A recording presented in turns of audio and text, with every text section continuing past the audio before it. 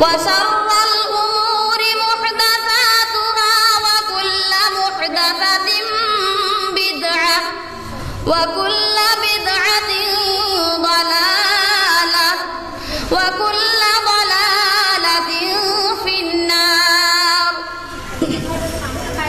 وبالسند المتصل منا إلى الإمام الهمام الحافظ الحجة أمير المؤمنين في الحديث أبي عبد الله محمد بن إسماعيل بن إبراهيم بن المغيرة بن بردزبة الجعفي اليماني البخاري رحمه الله تعالى ونفعنا بعلومه وفيوضه آمين.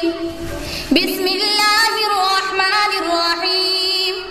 قال باب كيف كان بدء الوحي إلى رسول الله صلى الله عليه وسلم وقول الله عز وجل إنا أوحينا إليك كما أوحينا إلى نوح والنبيين من بعده.